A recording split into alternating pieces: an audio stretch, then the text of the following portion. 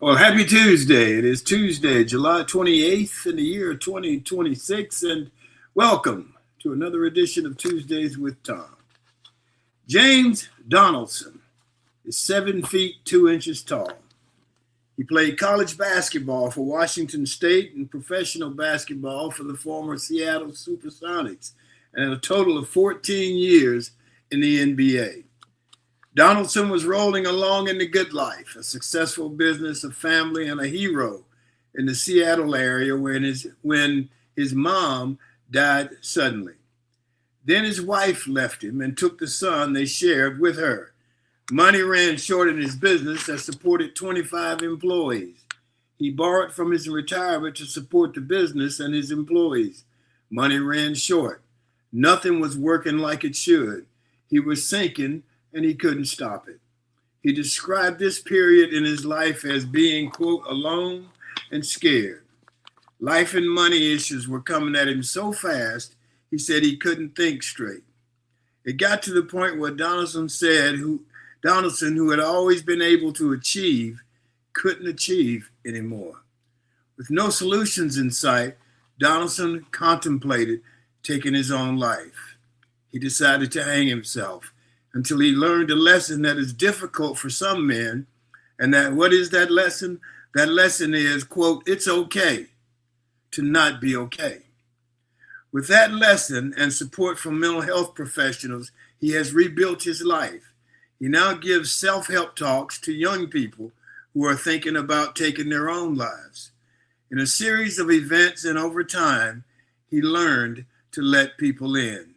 He learned to accept the love and care that people offered. He learned to live the life of it's okay to not be okay. Our G-list guest today is Sabina Zunguze. Sabina, I'm sorry, I hope I said it right. She's a suicide prevention speaker, author, trainer, and founder of Sabina Speaks LLC.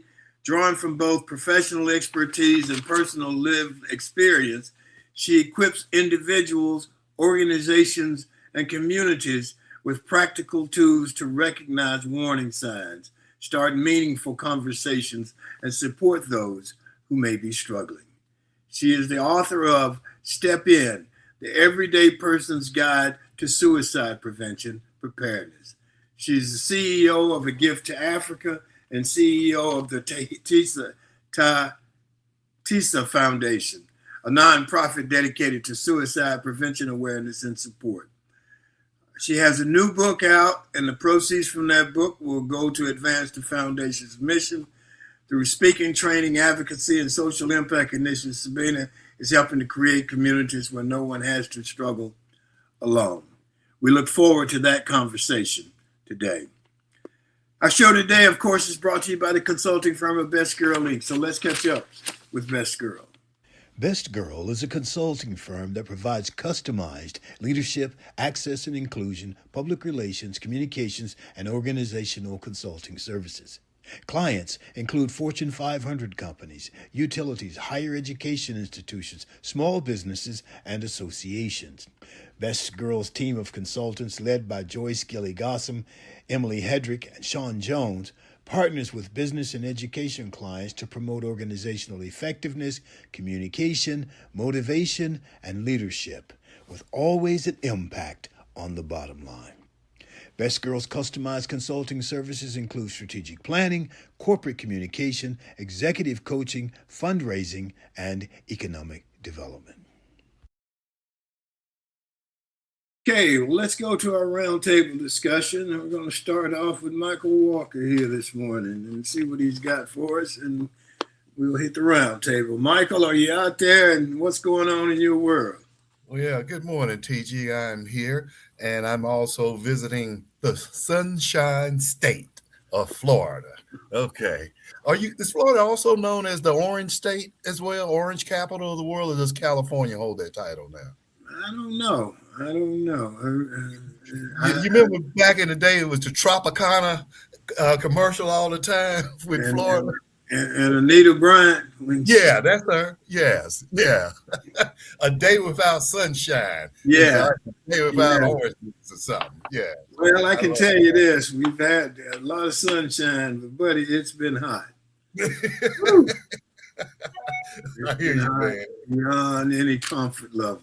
So, Well, TG, I what's like to going just on with you? hit you up with something right quick here, man. I just came across this. Dr. Mark A. Brown, University of Tuskegee's president, Smitty's alma mater.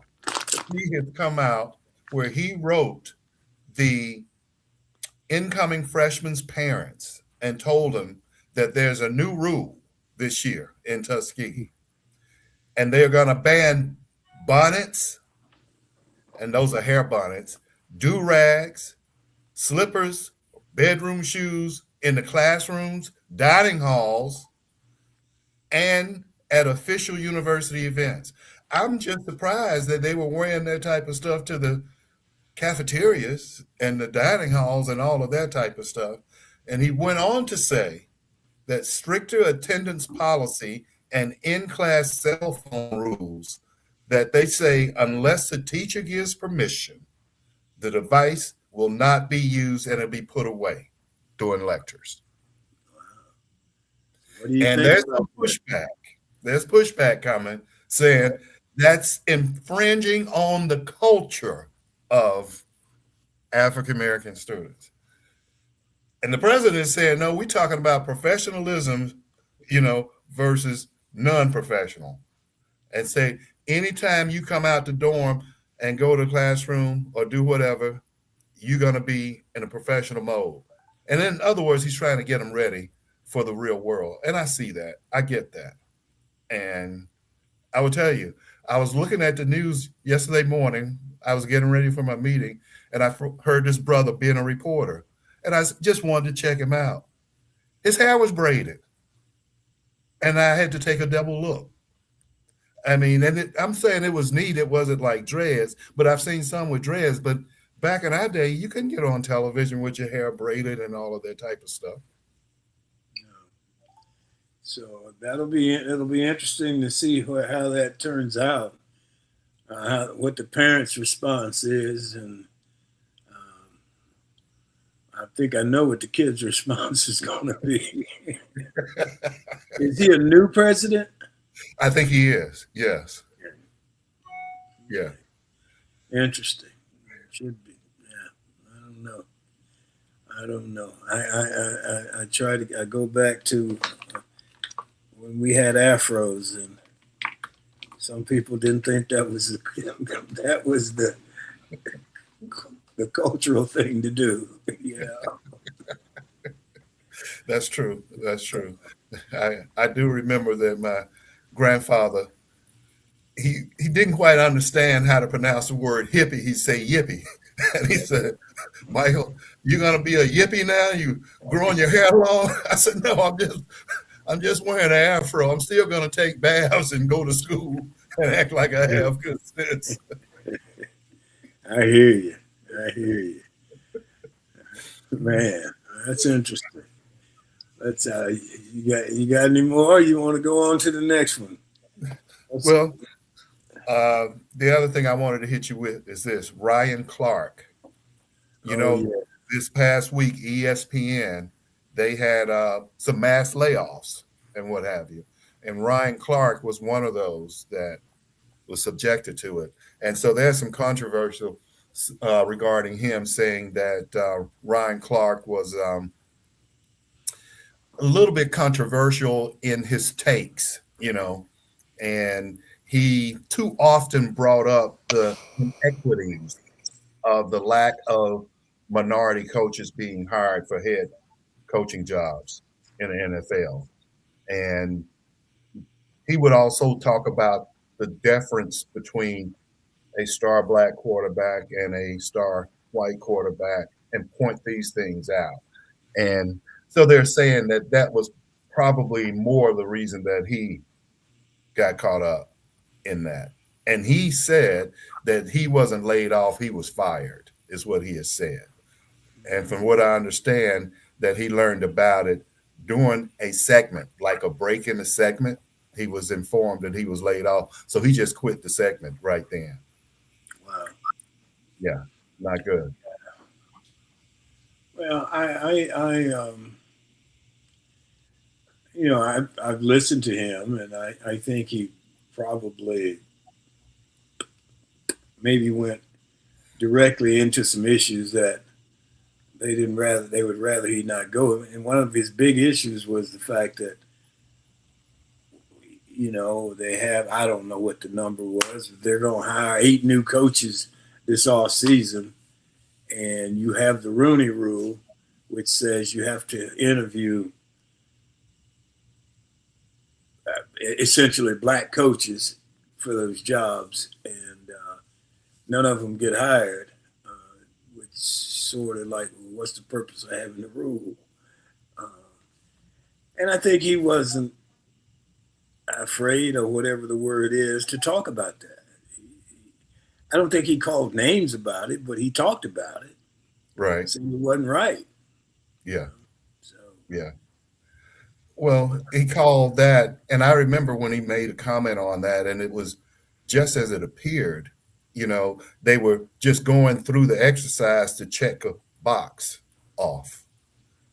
There was no real intention in following through on the word or the exact word of the Rooney Rule or what it was intended to do. So um, I get that. And sometimes people do not want to face the facts of the way things are, or they see it a certain way in their mind and they feel like that's the way to see it because it makes them feel good about it, the way they view it. and it may be that too.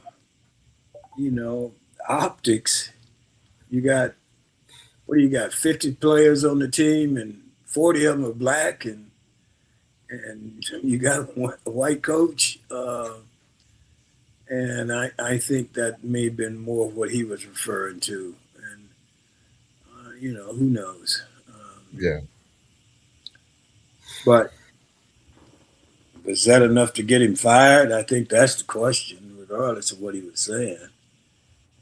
Well, it's interesting. They made a comparison and said Tim Tebow got a multi-year contract and he's viewed as being less controversial. Yeah, that's not even a comparison to me. I mean, what do you expect Tebow to say?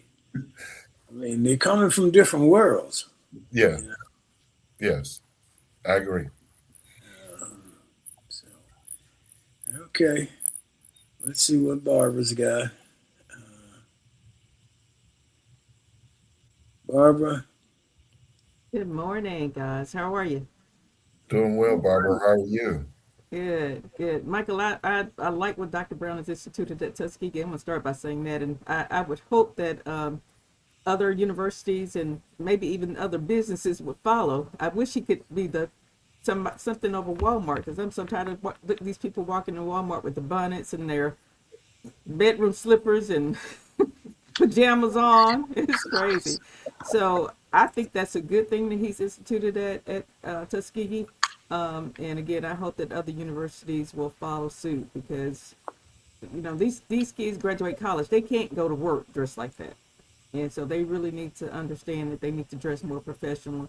And some of them don't have that. They didn't have to do it in high school. They didn't do it at home. Their parents didn't require it, and so university is supposed to help them grow and develop, and so that's a good thing. That's true. That's true. And I think you guys remember when we all got started in our careers, we had to dress for success, right? You gotta Yes. be knotted up, and we had to present ourselves a certain way. But Right.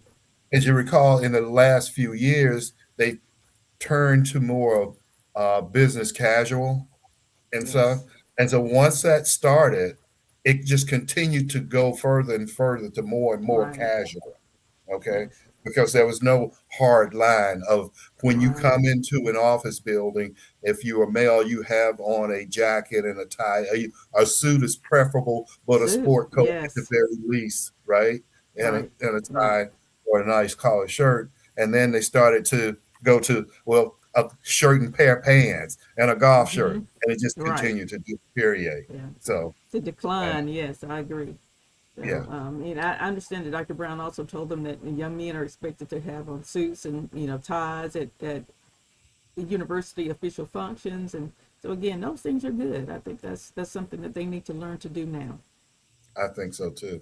Yeah. I think it'll be good. I think Guys, my comment on that is I went to Catholic school, so we wore ties every day every day, and exactly. uniforms every day. Hmm. Hmm. You get used Yes, to it, but yes. yeah. So I don't know. I hope that works out, and it depends on, to me, how the parents respond. It is that's a lot of it. If the parents If support it, then it won't be an issue. True. they've allowed the kids to do what they want to, then it's probably going to be an issue. So true. So Yeah, true. I would say that. Yeah. Okay, Guys, I've got a Barbara. story I want to share with you all out of New York. There is a New York family that's upset and relieved after their 11-year-old autistic child, who just finished fifth grade, somehow managed to book an Uber black car early on a Sunday morning and dropped him off at JFK Airport, Terminal 1. Um, His arrival was just the beginning of his adventure. This young man who has been fascinated with Japan, he's got fascinated with Japan through this video series that he's been watching, and so he decided he wanted to go there. So after his parents went to bed on Saturday night, he packed his suitcase. He got his dad's phone, or ordered an Uber black car, and had it pick him up at 5:55 a.m. in the morning. He knew exactly what he was doing. Dropped him off at JFK. The family said they had a security system. Somehow he got the code, turned the security system off, went out the front door, and his parents woke up horrified. They woke up at 6 a.m. and he was nowhere to be found. They checked their security system and saw that he walked out the front door and said out loud, "Are you the Uber driver?" And the guy said yes.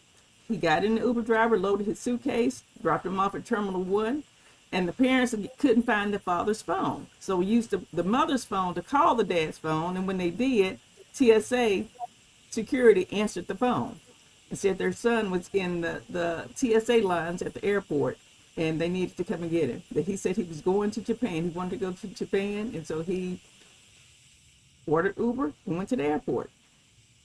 That is fascinating to me. How old was he? 11 years old. They said he doesn't look like an adult. He looked like a child. So the parents, of course, are upset with Uber, the company, saying, why would you transport a child without an adult present? They asked them to send in their policy. Their policy says that they should not be transporting a child, underage child, alone. So they have, the driver did not follow the policy. So they got some issues they're going to have to deal with. If the parents were just, like I said, horrified and relieved all at the same time that their child was fine, but horrified that he was able to get to the airport. Uber took him there. No questions asked. Why are you traveling alone? Where are you going? Where do you think you're going by yourself? That's amazing to me. Well, I have a couple. I have one question. Let me ask you this: Hmm. did he have a plane ticket to Japan? No, he did not have a plane ticket, but he thought he could just go to the airport and just get on the line. He knew to go to Terminal 1, which was the international terminal, and he was smart. They said that autistic children are very passionate about things, and his passion was, I want to go to Japan. I've seen so much about it in this video. Couldn't wait for his parents to take him there. He decided he was just going to go on his own. Isn't that And they something? blame the Uber people. They blame the Uber I people for blame the taking him parent. there. Yeah, I Shit, Yeah, agree. First of it's the all, how does parents' an 11 fault. year old pack his suitcase without the parents knowing it? But they must have been knocked out. I mean, really. How do you get out the door? Even if the security system is off, the door beeps. I mean, there's something in your house that beeps to say that door is open. So I don't get it. I don't understand. But yeah, they slept through it all, and so they woke up and he was gone, and they panicked. And They started scrambling around, and Dad was looking for his phone. He was going to start calling people. He couldn't find his phone, and said, okay, maybe he has the phone with him wherever he is. Sure enough, they used the mother's phone, dialed Dad's phone. TSA answered and said, yeah, we have him. He's right here. He's in line. Say he's going to Japan. Glad that story turned out good. So, Yeah, his that's child true. was safe at least, but that's pretty scary. I don't know what you're supposed to do if you're an Uber driver and you pull up and this is the person that comes out. And are you supposed to transport them or do you not transport them? How do Their you not policy, transport them? What the do you tell them? company I can't take policies, you? the company policies say they should never transport a child without adult being present. Well, then, yeah. And then, I don't yeah, think they that's, follow that because again, I know I've got a 16-year-old now, 16-year-old niece, a great niece in Atlanta. Her and her friends call Uber all the time. I didn't realize that was their policy, but yeah, they said that they should not transport an underage child alone without a parent, without an adult being present. okay. Okay. You got anything else, Barbara? Michael? I was going to talk about that case over in Mississippi, Nolan Wells case. I don't know if you guys been following that, but that is just crazy. We talked about it, when it first happened, and there's new details coming out every day. But they got the recording from the CETO. The young guys that was with Nolan Wells said that their boat was sinking as they were preparing to leave Horn Island, and they called CETO, which is the towing company that supposed to come and tow boats that are distressed. And there was some background conversation going on, and as this guy was talking to the CETO dispatcher, and a specialist broke it all down, removed all the background noise and everything, and found out that there was some discussion saying, talking to Nolan, asking, is he dead? Is he okay? What happened? Oh my God, Nolan's dead. So there's some questionable things going on. There should be some charges coming out against somebody. I don't know what's going to happen. I understand that the case is going to the grand jury in Mississippi. So it's something for us to continue to watch and monitor. Well, who is the girl? They keep saying he left and went somewhere with a girl, but they've never said who the girl was. They have identified the young lady. She said that he did not leave with her. Her name is Okay. Catherine, I think. She's saying that Kate, they I just think. met. I'm sorry, what's I think it was Michael? Kate. Kate, Kate, her name's okay. Kate. And Yeah. she's saying that they met. They never met before. She talked to him for a while, but she says he left with his friends. He went back with his friends. So again, there's a lot of stories that's not matching up there. Seems Well, there's a cover up.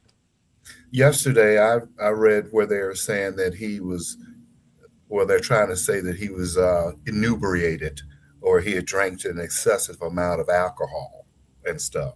So you know where that is going. Acute Yeah, alcoholism. People can die of having an excessive amount of alcohol in their system.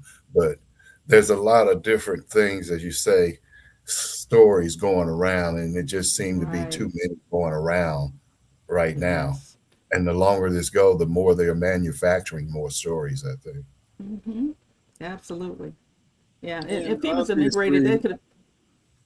You Mississippi would have thought that would have come out earlier. has a reputation, and so people naturally assume that something went wrong Right. because it's Mississippi. Yeah, Absolutely. yeah. And that's unfortunate in this situation because it could be something like a freak accident. We don't know Right, yet and right. stuff. But it's Right. And Mississippi, and but it's so right. Yeah. it's And if it Mississippi. hadn't been You look at all the ingredients. It's right, Mississippi. It's three white boys and a black boy and a white girl, I guess. And right, so all those elements add up to what has happened in the past in Mississippi. right. And so it's pretty easy to go to a conclusion, even if you don't have the facts. And, Yeah. and if it had been a freak accident, Michael, you would have thought that would have come out in the very I beginning. He I fell, understand. bumped his head, he did whatever. But they had his phone, they had his car keys. They didn't turn those over freely. There was just a lot of little Yeah. things that happened that, like, okay, that's not adding up. There's something's wrong. Well, that was the part that caused me to wonder when they said they had his phone and cargo. Why would they have it? Right. If he Why was did going they to leave. delete? Why did they Yeah, delete messages and phone calls off his phone? I mean, again, sure. all those things just cause you to question that there's Yeah. something You underhand would that took think place. that if I were going to stay on an island and tell you guys to go, at least one thing I would try and have was a cell phone so I could at least Right, contact somebody. You Yeah, know, right. absolutely. so Right. that's the thing that I always wondered about from the very beginning that caused me to Hmm. think there was some suspicious or unusual activity surrounding this. Well, and the Yes. fact that nobody seemed, they didn't see, the other boys didn't seem to want to come forward and talk about it or what have you. Right. And, that makes you think something's wrong. Again, it's unfortunate, but it's Mississippi. It's And Mississippi. they have a history, a very negative Yes. history. And Right. um, that's just based on the way that the state has operated over the Right. past 100 or so years. Uh, you Yeah. know, And they interviewed his, I think, an officer there in Mississippi interviewed his supposedly best friend, and the guy talked about the whole situation. Never got upset. Never cried one time. And it's like, if my best friend just died, or they found him dead or whatever, I think I would be pretty upset when somebody's sitting there talking to me about, them passing away and what the situation was all about. And he never showed any emotion. He just, calmly answering questions. And again, all of that kind of just raises a red flag to me. I think there are a lot of red flags and there are not enough facts. And Right. so it's right now it seems difficult to come to a logical conclusion. Right. So we'll see. Okay, you guys got anything else before we go to Sean? She's got a minute for us. So anything else from you guys?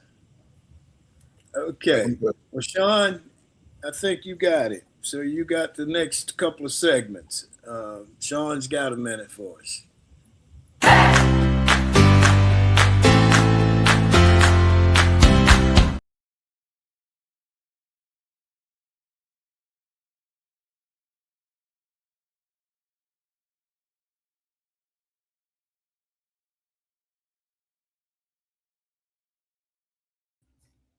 Good morning to everyone joining in with us.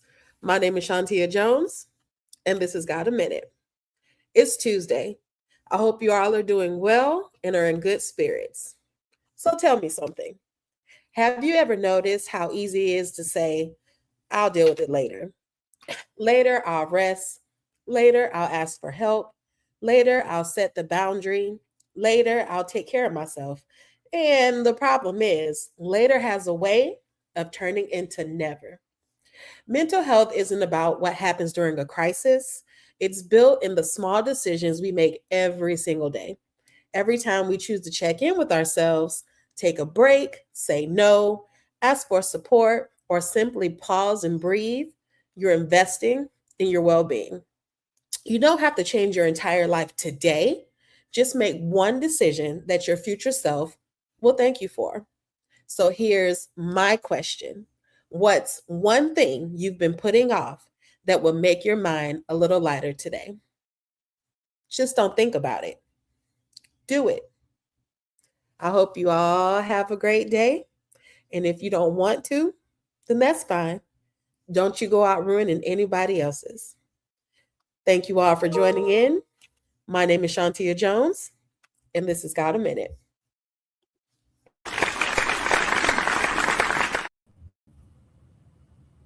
Our other Barbara here now, Barbara Larkin.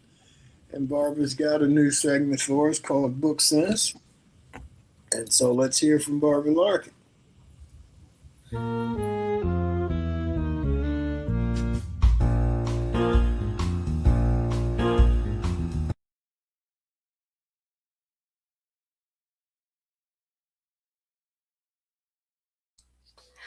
Are you searching for a good book to round out your summer reading? Well, here's one that's worth your time. This small but mighty book of 150 pages completely changed how I have been thinking about American history and American politics. This read for today is This America, The Case for the Nation by Jill Lepore. This book is similar to those old-fashioned civic books we had in school, and it is, except that it is everything those books were not. It is beautifully written, it claims your attention by asking thought-provoking questions, and challenges the reader to consider difficult and complex answers to questions about American history and politics. In today's book, the author presents us with little-known history facts, walks us through chapters in our nation's troubling past, asks the questions, are we having the same conversations about immigration as we did in 1840? Or birthright citizenship as we did in 1890? There are many questions, but Lepore does not end on a negative note. She shares many of the great and beautiful things our nation has done to make right some of its wrongs. So, if you are curious about exploring American history and politics or having lively conversations about the same, then this book will certainly give you something to think about. And if it does that for you, it has done its job. I'm Barbara Pitts Larkin, and the book, This America, The Case for the Nation, has been your book sense for today.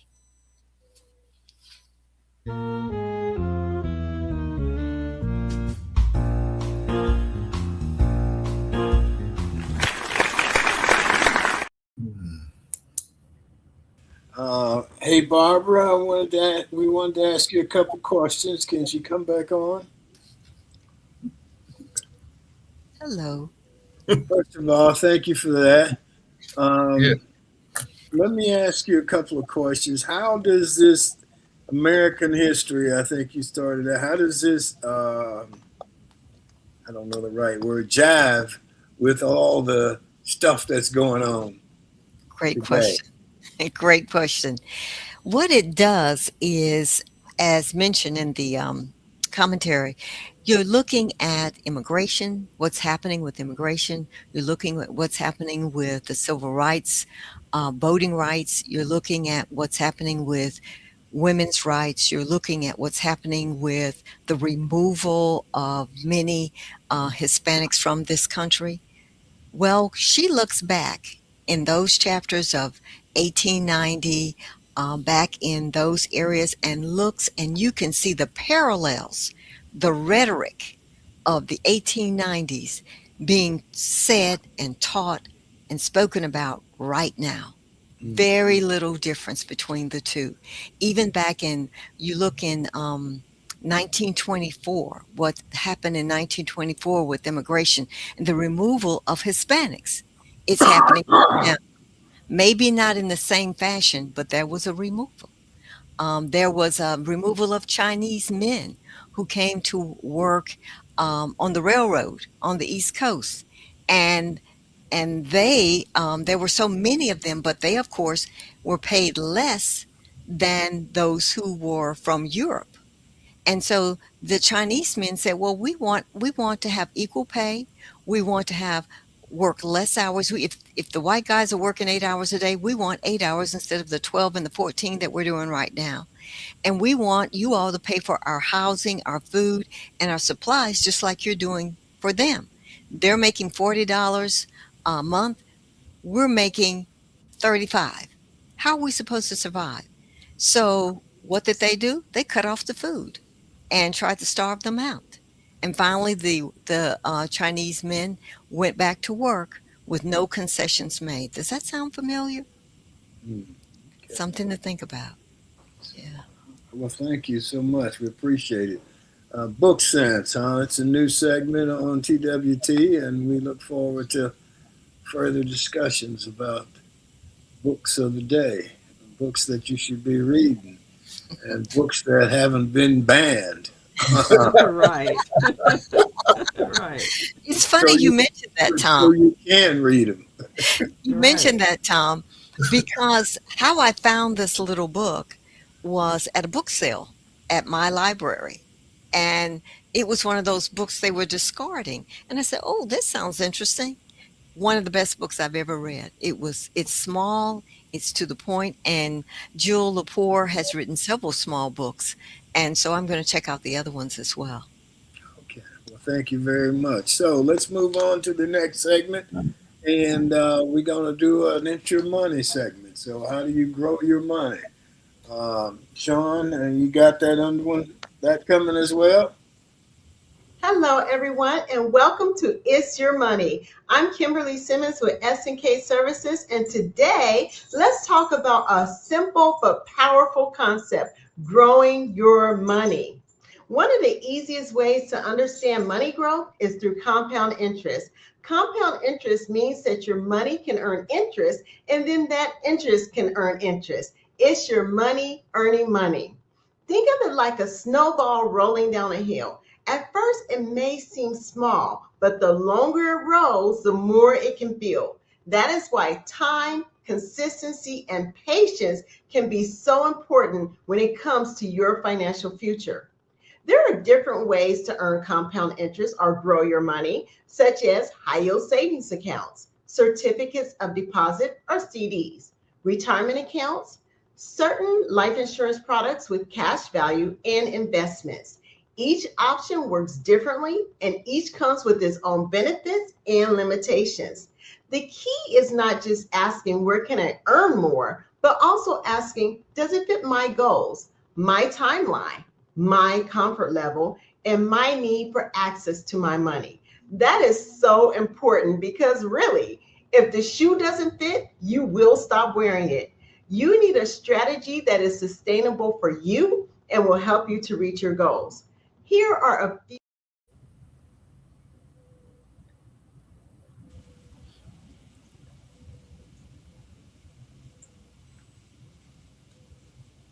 I don't know what happened there. Technical difficulty. Yes. Mm-hmm. Okay, well, let's go to the Hollywood's got the A list, and here on Tuesday every time we have the G list. Sabina Zunguze is a suicide prevention speaker, author, trainer, and founder of Sabina Speaks. She's drawing from both her professional expertise and personal lived experience. She equips individuals, organizations, and communities with practical tools to recognize warning signs, start meaningful conversations, and support those who may be struggling. So let's go to Sabina, and we will move on into that. Sean, can you bring that up, please? Hello. Good Hello. morning. Good Good morning. morning. Good How morning. are you? I'm doing great. Well, Hope thanks for everyone. being with us this morning. We appreciate it. Oh, thanks for having me. Thank you. Okay. Yes. Do you want to start off with something, or would you rather we just ask questions with you? Well, I'll just start off by saying if anyone is listening to this and you're experiencing any mental health issues, we always have a number called 988, just like our 911, and reach out for support from someone because we are going to be talking about suicide, and it's a hard topic, and we don't want anyone to be suffering by themselves. We want them to reach out for help. If you have someone, call them. If you can reach out, text or call 988. 988. I never heard that before. So, Either. and that That's goes good. to who? Yes, so 988, it goes to a professional counselor. Someone locally to you would Okay. come out to you or would give you address or will help you to the next step. So Huh. it's always a phone call away, just like we have 911 for Okay. very urgent. 988 is a suicide or crisis mental health number. That's great. I didn't know about It that. is. That's good to know. I never heard that before. That's good. Yeah. Wow. Uh, You always Okay. learn something new here on the Yeah. Yes, TWT. that's true. Yeah. Yes. I'd Okay. like to ask you a question, and forgive me for being so simple in this question, but it's something I always wondered. When someone is having a mental health crisis, and I hear you saying, if you're having some problems, reach out and call us. So, my question is this: if someone is having a mental health crisis, do they know how are they able to get control of their mind and emotions and say, I need help at that time? Because, the old saying that someone that um, may not have high intellectual capacity, to them, they're just having normal behavior. They don't know the difference, you know? So could you help me understand that? Okay. Yes. So the ultimate goal is to get that person to some clinical kind of help, something that you cannot offer where a professional would help. Every situation is so different. The way you relate to that person is different. If it's your brother, as opposed to someone you just work with or someone you're seeing on the street, everything is so different. What is the same is the fact that you need to be there for that person. How? That's the very good question. Um, Someone you're close to, you know, so when I do my training, or what is out there now, is how would you gain trust from that person for them to be able to, for you to be able to persuade them to get that help that they need. So first of all, it starts with, what is the environment that you are in with that person? How can you gain that trust? And then how do you ask them whether they are actually having a problem, or whether they would, they're actually, acknowledging that, or if someone is at risk of, um, doing something to themselves, you need them to accept that. You need to know that. You need them to tell you that. And how do you get them to tell you that? That's where I say every situation is so different. If it's your colleague at work, there are ways that you can, can we talk? Do you get around it? There are direct ways you can ask them. You can ask them straight up, are you thinking about doing something to yourself? Or you can say it indirectly, like, you know, do you ever feel like you want to go and sleep and you never wake up the next morning? These are indirect questions that you can ask them, directly. If they, most of the time or sometimes, people say, why are you even asking me this question? Or people will even entertain that because nobody has ever asked them that. Nobody, because remember, when you're in a mental health crisis, especially with the suicide arena, you are feeling alone. You don't feel that people can understand what you're going through. So if anyone can break that barrier of getting to the other side where they feel like, oh, you are there truly, not to take me, just you want to take me to a hospital, or you want to get the police to come for me because you think I'm going to harm myself, but you're really going to sit down with me, you're going to understand, where we're coming from. I'm going to support you. You are not going to fix them. You are there to just give that support for them to get the help that they need. I'm not sure that I answered your question. Did I get your question? Yeah, you filled in some of the gaps for me, and Mm. which was basically what the goal is, to get them to trust, because they don't know that they're really having an issue. So you have to reach them in a way that it makes them feel comfortable sharing that with you. That information. Exactly. Just know that if someone is, them getting to a point where they want to harm themselves, that is not the problem. The problem is, why is it that they want to harm themselves? Mm. So the question is the why, it's not the what. So there are many things that gets people to want to get to a point where they feel like they need to end their lives. And it could be anything economic, like, Tom just mentioned in the introduction, someone was going through some economic crisis. It could be social, you know and it could be anything environmental. There are all kinds of things, but people, we need to understand I would need someone to tell me, to ask me all kinds of questions. Then, I'll open up slowly. And then when I open up, I'll tell you what's going on in my life. And that's where, that's where it comes in on the non-clinical issue. So I'm not a clinician. I'm just a person who's on the outside, who's lived with, um, I'm a family member who's had someone who lost their lives. And when I look back, there are many things I should have noticed, but I didn't because I didn't know. I didn't know how to go about it. I would have, you know, things change. Someone will start using all their money in the bank, or someone would start collecting, you know, chemicals to harm themselves. And it all depends how that person, and you would notice, but you just don't know. How am I going to ask, if I ask them that question, are they going to do it? Because there's that whole feeling of saying, ooh, I can't ask them whether they want to harm themselves because they are going to do it. No, you are not the problem. You are just getting in to understand why they go to a place where they are right now. So, Sabine, I got a question for you. Going back to that opening story about James Donaldson, is this whole process easier for women than it is for men? No, Okay. no, it's easier if it's easier when you get to a point where you understand that person. Maybe it's easier if for me to talk to another lady because we got something in common. It's if you put yourself in a situation where you would say, oh, this must be so hard. They know, you understand where they're coming from. If what's the name of the person you talked about? James? Was it James? Yeah, James Donaldson, yes. James Jones.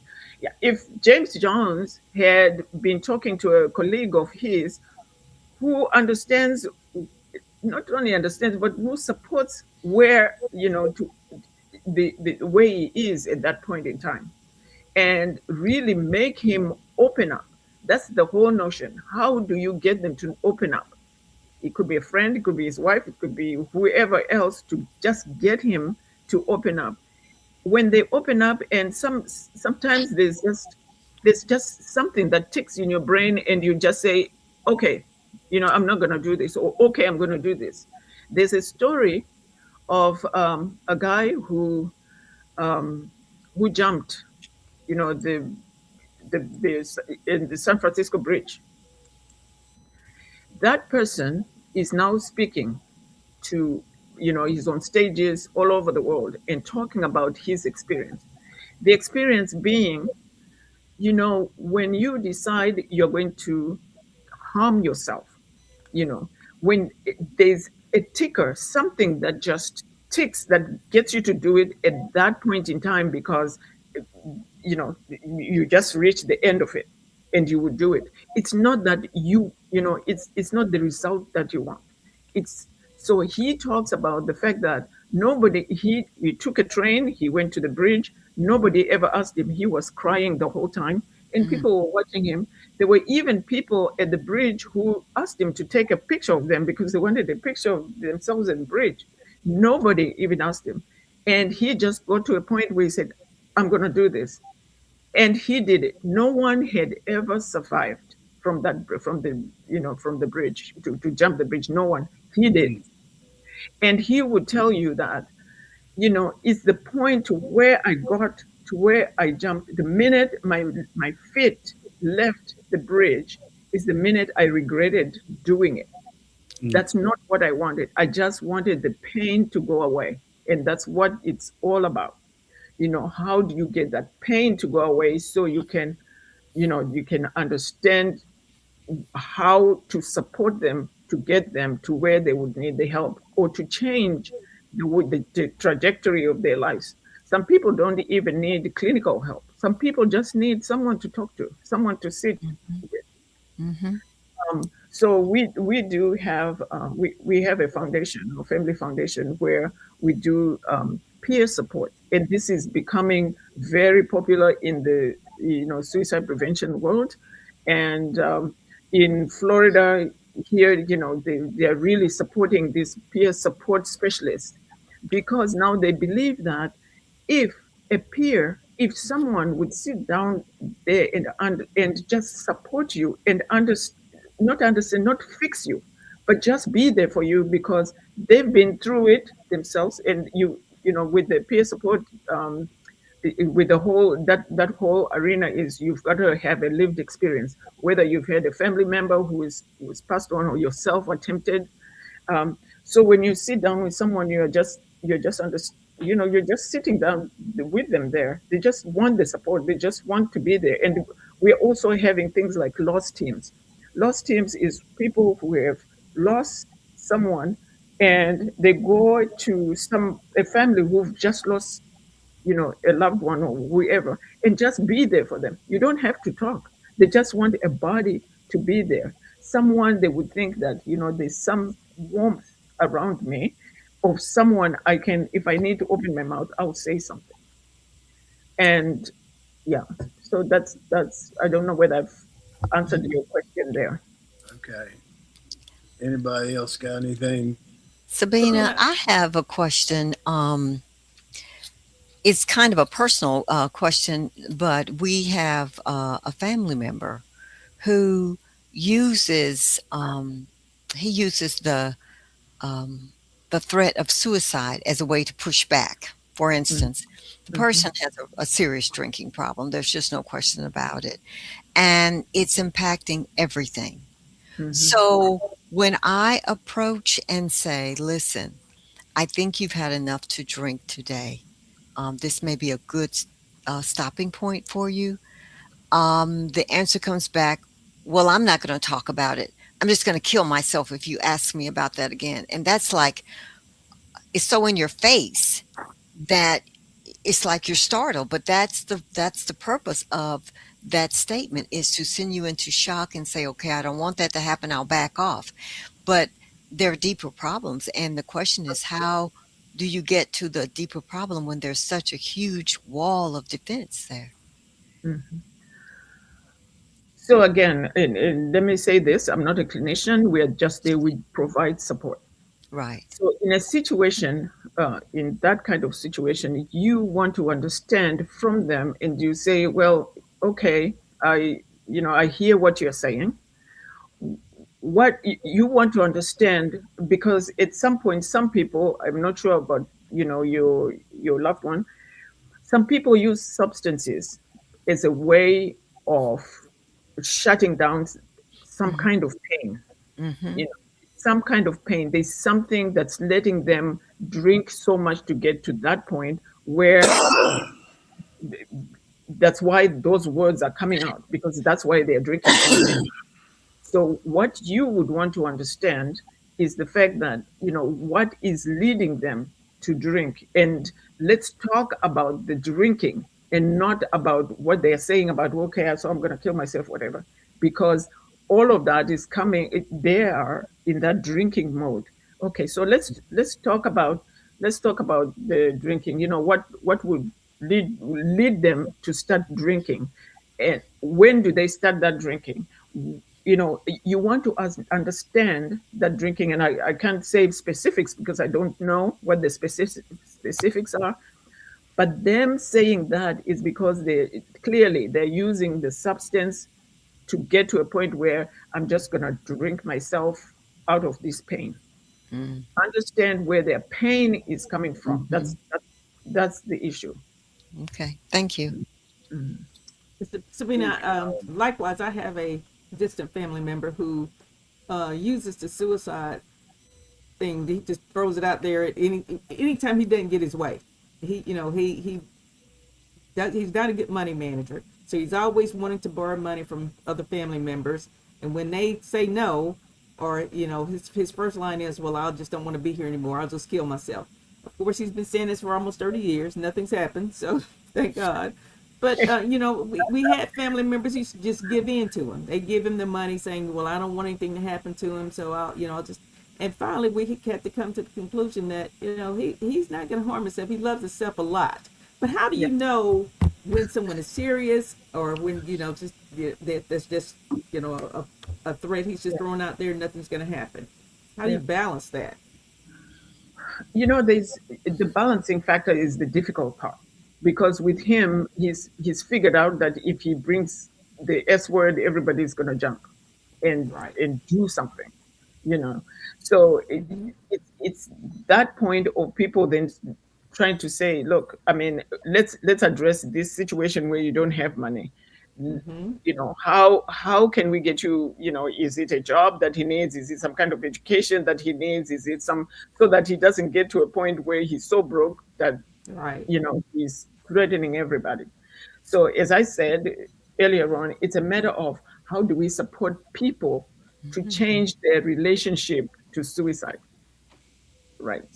So don't use that as a means of doing to getting what you want. You know, Right. let's make a meaning of those experiences. Let's seek them to have a full life out of themselves without getting there. Right. So it is difficult. I do a training called QPR, and Q stands for question. How do you ask the question? How do you get about to ask that question? How do you, you know, do you go directly, or do you just go round and round to where they will actually tell you? And then how do you persuade? That's the P. How do you persuade them to get the help that they need? And then the R is then, you refer them to someone, whether it's a professional or whatever it is that they need in order to get out of this funk that they're in, where they're feeling, oh, my ultimate is I'm just going to end it all and all of that. But listen to the words. Don't ignore the fact that they're saying that. Don't ignore it, right? Go and search for where that is coming from for your loved one, that money situation. How do we solve it before they start say, because they're always going to have, you give them money, they're going to come tomorrow. You haven't solved that problem. That's the thing. Right. So how do we get back to that? Now you've got money, how are you going to use that S word? you know Yes. so so Yes. it all deals now. Let me say that the research is also going towards what other people now are calling it their harm reduction kind of modalities for treating suicide. And this is where now they're saying, if you have people, ordinary people, get trained to, yourself, or anyone. That's why I wrote my book, because it's for everybody. How would you help someone in your life? Don't ignore it, because death is not something that you can reverse. If they get to a point where they actually do it, then you start regretting yourself. So it's about how do we equip everyone with the right question, persuading, referring, just how. And I do an hour training, 1 hour. I do it online every Tuesdays. And I also have a whole course that I do called Connect, where we're actually going through the whole thing of, how do we, connect with those people, like you're saying, how do we connect first? And then yourself, you also have to have self-care for yourself. I mean, you who are trying to help, you know, don't deplete your whole life because someone is saying, I'm going to kill myself. No. How do you protect yourself from that? Because you are not a clinician. You're just there to help. What is it that you can do for yourself to help them? So yeah, so we go through all of that. Thank you. I think I'm going to go back to Donaldson, the guy in the beginning. He's been a very successful athlete. The only person I've known in my life to commit suicide was a very successful athlete as well. And when we found out that he committed suicide, nobody believed he committed suicide because he never was visibly depressed. He never threatened to kill himself. Mhm. He was always a guy that people looked up to. He was a great athlete. Mm. And I think that's when I asked the question about men, because I think sometimes it's harder it's a harder situation for a lot of those guys to admit that they aren't the greatest. Maybe they're the greatest at this, but they're not the greatest at that. And how you how do you even get to that? Because none of us believed that this guy committed suicide, and he Yeah. did. Well, first of all, we don't use the word committed suicide anymore. Just Okay, we say die by suicide because when you say commit, it's like okay, it's a good thing. You commit yourself and then you'll do it. So the words now, we're changing the vocabulary to die by suicide. All okay. right. Thank you. Thank you. And Okay, Thank you. yeah, and just to Sure. go just yeah quickly on what you just mentioned, there are signs. There are signs, even for people who have got it together, even for all these famous people that you hear one day that someone died by suicide because and it was such a shock. If you ask people who are around them, they noticed something. They just didn't know what to do. Hmm. They just didn't know what am I supposed to do? How do you can ask them a question, but how it's all about getting that trust from them when you ask that question so that they will open up, and then you would know why certain things are happening the way they are. As I said, they're prosperous people who would spend all their money or give away everything. They're teachers who would, a kid would come to and say all kinds of things, or and or start drawing some morbid things. There are always little signs here and there. We don't notice them, or we don't know what to do about them. okay. Anybody else got a question? We move on. Sabina, you got anything else you want to tell us a little bit about your book before we go? Yeah, my book is it's a very easy read. It's on Amazon. It's called Step In. I don't know if I can see it. Yeah. Hmm. It's called Okay. Step In. Yeah, and it's by me. It's so short. It's a great way of just you just read and know what, and I give a lot of examples in between of so there was this, and there was a mother, there was a friend, there was a teacher, there was and what they saw and what they didn't know what to do about it. Even in some of my training, I'm not a clinician. I get clinicians who come to my training because for them too, even if it's a doctor or whoever, they just don't have you know that training to say, okay, so this person who is so ill, especially in emergency rooms or in intensive care, there are many people who are suffering, who are there. They just they'd rather end their lives than being in there for months and months or days and days or whatever. They just don't know what to do or what to say. So I do a training to organizations, to people, to churches, to whatever it is, to talk about, and it's an hour long, not very long, and we just talk about what is it that you can do to persuade someone that you think their behavior is not where it should be. Anybody else got any questions? And 988 is the mental health crisis line, right? 988. Just Okay. remember, just That's pick up good the to phone. know. 988. Okay. Okay. Well, thank you so much. This has been so No, helpful. thank you. I'm so glad to be here. That's my mission. I'm just focused on how I can save a life, someone out there, and yeah, whoever is listening, I can come to you, whether it's virtual or in person, whatever. I can do that. Yeah, Okay. Sounds good. All thank right. you. Well, Thank thank Thank you, you. ma'am. Thank you Thank very you. much. Thanks. Yeah.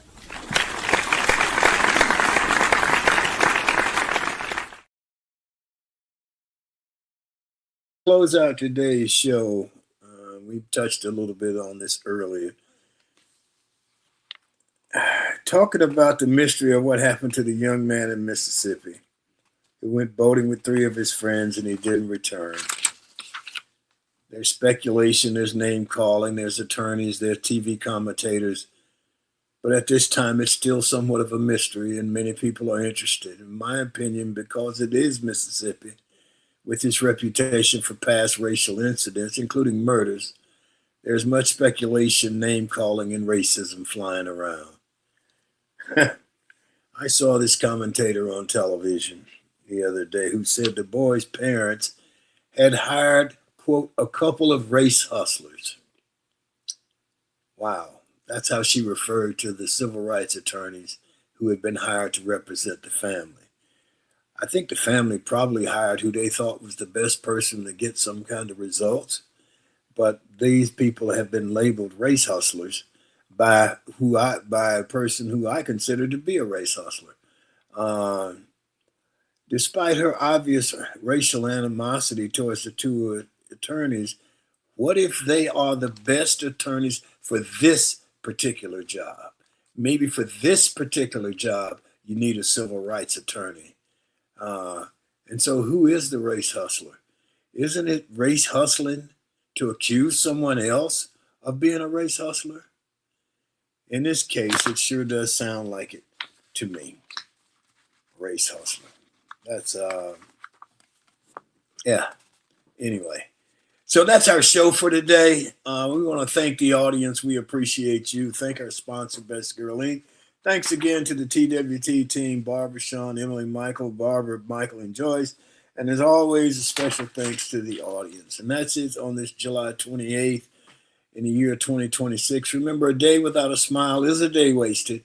Enjoy yourself. Make every day count. Stay safe. Blessings. Peace.